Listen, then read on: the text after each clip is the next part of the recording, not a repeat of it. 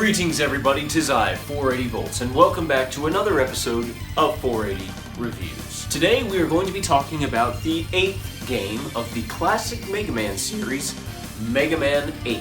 Sometime before the development of Mega Man 8, longtime producer Tokuro Fujiwara left Capcom. He was replaced by none other than the Mega Man guru himself, Mr. Keiji Inafune. The game was released for the Sony PlayStation in 1996 and then in 1997 on the Sega Saturn. The Saturn version included some additional Easter eggs such as optional fights with both Cutman and Woodman, as it was released as a 10-year anniversary to the franchise edition. For some unknown reason, every subsequent release of this game has favored the PS1 version, as though Capcom is trying to deny the Saturn version ever existed. For the purpose of this review, I will be showing footage of the PS1 version because, well, trying to get a Saturn emulator working is a conundrum of biblical proportions. The story tries to be much more complex and driving than the previous attempts, but it doesn't do a very good job in execution, in my opinion. I'm not against Mega Man games having a deep storyline as long as it's told competently, and this one, while certainly not lacking in potential, just sort of falls flat. Here's how the story goes. Sometime during the year of 2000X, so anywhere from 10 to 19 years ago now, two superpowered alien robots engage in battle just above planet Earth.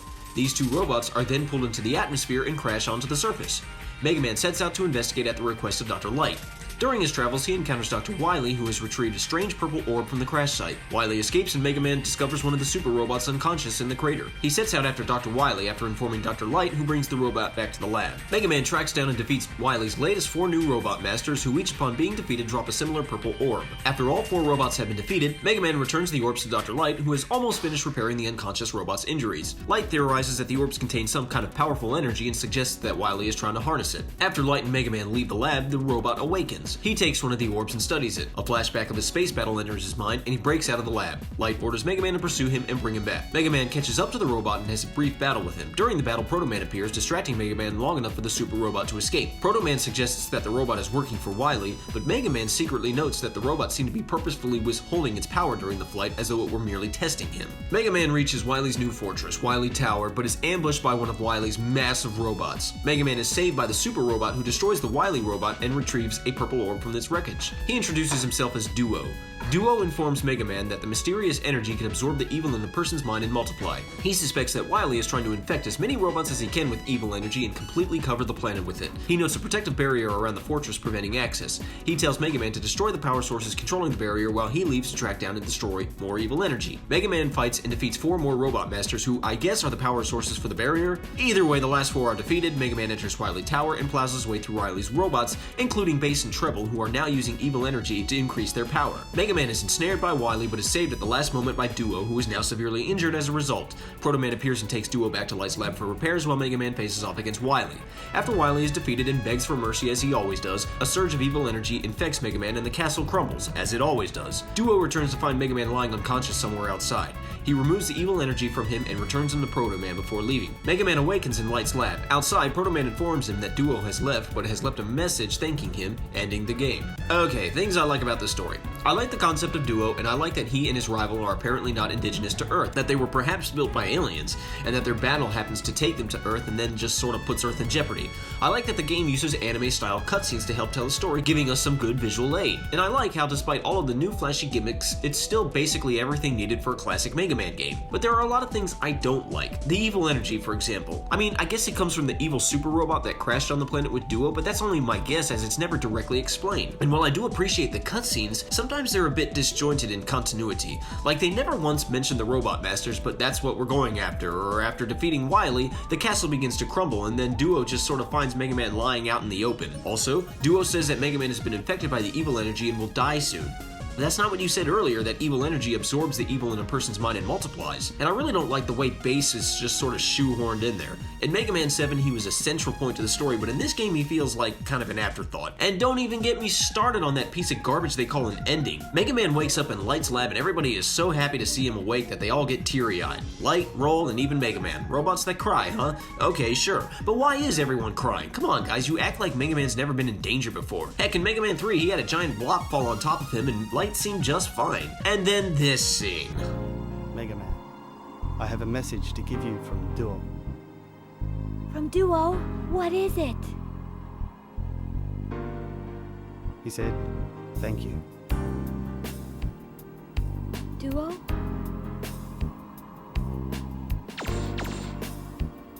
Me too.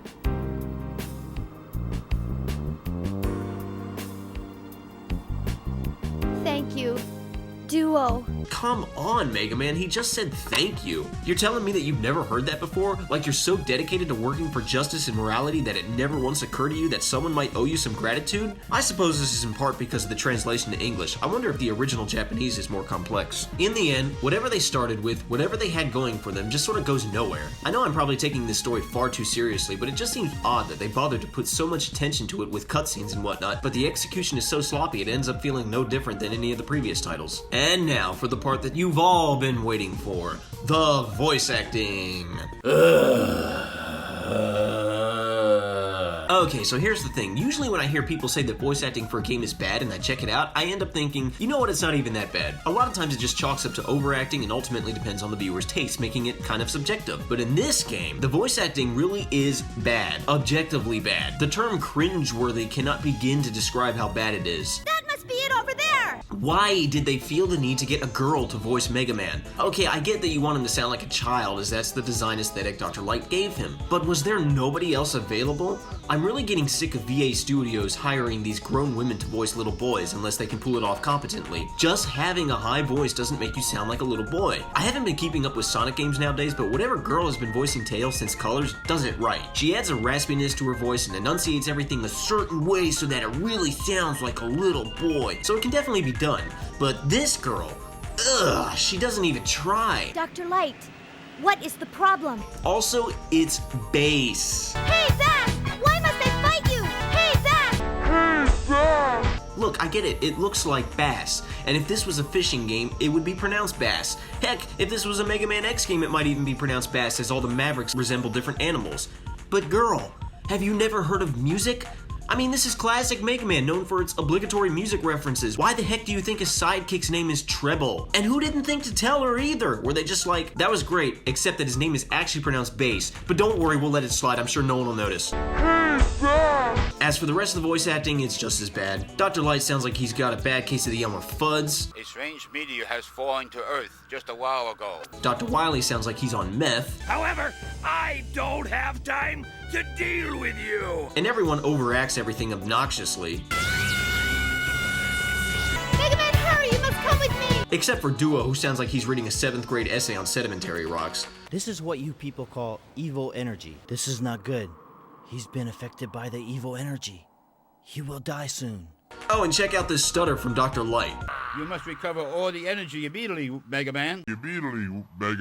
What the heck? How did that pass the final check? Could they not do a retake? Was their budget seriously that low? I wish I was exaggerating, but it really does seem to me that they put so much time and effort into graphics and gameplay that they had to hire the cheapest set of VAs and get them in and out of the booth as quickly as possible. If this game had been released in the last 5 years or so, I would have seriously assumed that they just hired their VAs from Fiverr. This isn't just subjectively bad, this straight up sounds unprofessional. Whatever, let's just move on to gameplay. What this game lacks in story is more than made up for in terms of gameplay, in my opinion. Much of the Mega Man formula is preserved with a few notable differences here and there, but overall, if you've played a Mega Man game before, you know what to expect. Like Mega Man 7, this game starts with an intro stage and then 4 Robot Masters are presented to you. As always, you can do them in any order you prefer, and each time you defeat one, you obtain its weapon. Then there's a mid-stage ending with the fight against Duo, then 4 more Robot Masters are presented to you. Then the Wily Tower. For controls, Mega Man is rocking his usual run, jump, slide, shoot, and charge up formula. However, now he has the ability to swim underwater, something I always forget about until I play the game. Something interesting about the PlayStation version, the controller of course has 4 action buttons: triangle, square, circle, and X. And yes, it's called X, don't come at me with this cross nonsense. X and circle jump, while square and triangle shoot buster pellets. The thing is, when you've switched over to one of your special weapons, only the square button fires the special shots. The triangle button still fires normal buster pellets, and you can even hold down the button to charge up the shot, thus allowing you to be on a specific weapon but still fire your Mega Buster. That comes in handy when you remember you can do that. Also, there are actually 9 special weapons in this game. You get one of them at the end of the intro stage just before the first boss. The shop returns from the previous game, however, it has been tweaked significantly. First off, it's now run by roll. Okay, I guess they had to give her a roll, and I now hate myself for making that pun. The items you can take range from the energy balancer, which works just like it always has, to the exit capsule, to upgraded charge buster shots like arrow and laser shots, a shorter charge time shot for your buster, no hit recoil, faster sliding, faster ladder climbing, and much more. As before, you can build items from bolts you've collected in the main game. Here's the catch: bolts are not a droppable item like they were in the previous game. They're placed in very specific locations in different stages. Some you have to go out of your way to look for, some you have to use special weapons to reach, and some right there in your immediate intermediate path. The point is, there are only so many bolts in the entire game, and even if you get them all, you won't have enough to buy everything in the shop, so you have to ration what you do or do not think you'll need. I always get the arrow shot, faster charger, and energy balancer, and if I have enough, the laser shot, which I only use for one specific boss fight, and since I had enough in this run through, the faster ladder climbing ability, just for the heck of it. Seriously, don't bother, Mega Man climbs ladders fast enough, and there's better things you can buy. I can't emphasize enough the awesomeness of the arrow shot though. If you get nothing else, get that. Now there are some long-time traditions that are broken in this game that might be somewhat jarring to players at first. For the first time since Mega Man 1, there are no energy tanks. There are also no rush jet or coil adapters. There are some sections in Tengu Man Stage and Wily Stage 2 that involve an automatic scrolling shoot-'em-up section with rush jet. These sections also mark the only appearance of Eddie, Beat, and Otto, which can show up to give you an extra hand if you collect their emblems. Every Robot Master stage is split into 2 parts. In 4 specific stages, the end of part 1 rewards you with a new Rush upgrade. There's Rush Bike, with which Rush transforms into a freaking motorcycle. While in this form, you'll be constantly moving, able to change directions, able to jump, and constantly shooting rockets. You can't disembark from this form, and you'll have to ride it out until the meter runs dry. This sounds really cool, but it's honestly not that useful. There's Rush Bomb, in which Rush Jet flies back and forth above you, dropping bombs all over the screen, which can damage enemies on screen. Again, this lasts until the meter runs out, until which there is no way to abort.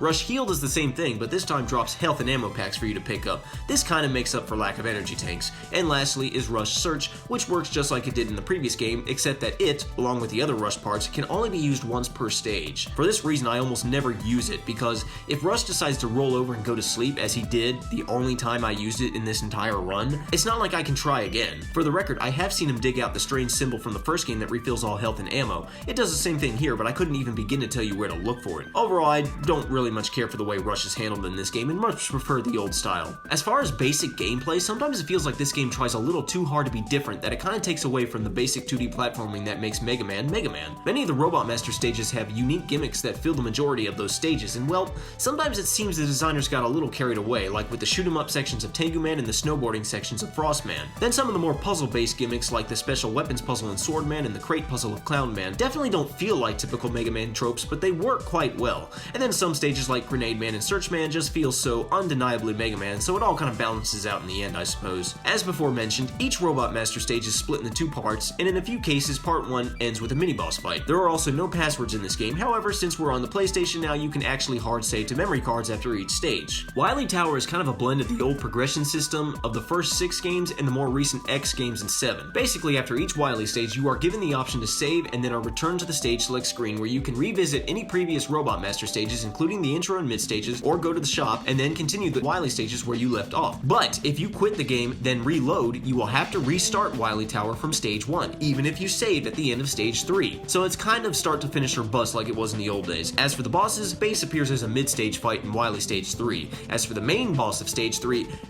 what? Are you actually serious right now?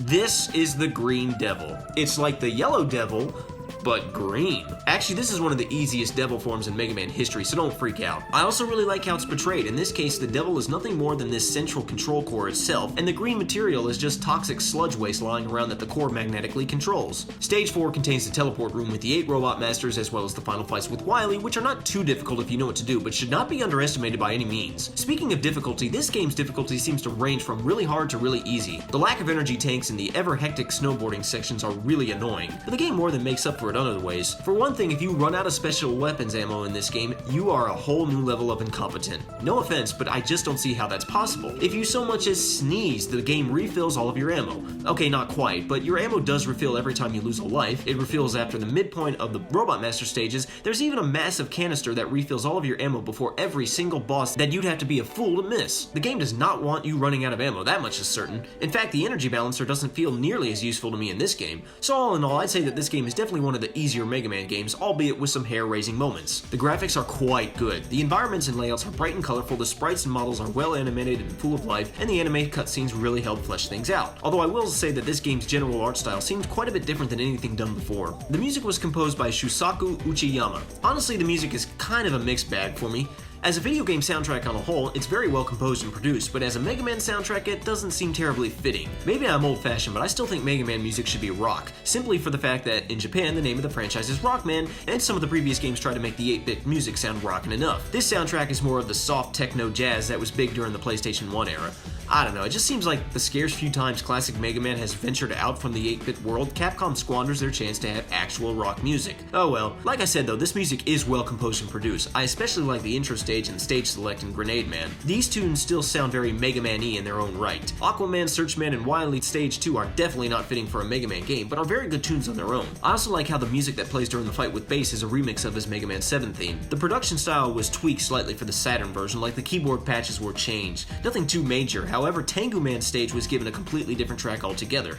There's nothing inherently wrong with the PlayStation track, but the Saturn track definitely sounds way more Mega Man-y. The Saturn port also features remixes of Cutman and Woodman, which play during the respective fights with them. With the exception of these tunes, Tengu Man, and a few other tracks, I prefer the PlayStation soundtrack. I know it seems like I've been really nitpicky about this game, but the truth is, I like it a lot. I definitely like it more than Mega Man 2, and it sort of rivals Mega Man 5 for the place of second favorite. Well, that was Mega Man 8. Hope you enjoyed the review, hope you enjoyed the video. If you did, go lie out on the beach, and I will see you guys next time. Pieces. Oh, and since I know you're all just dying to hear this, We'll find Dr. Wowie.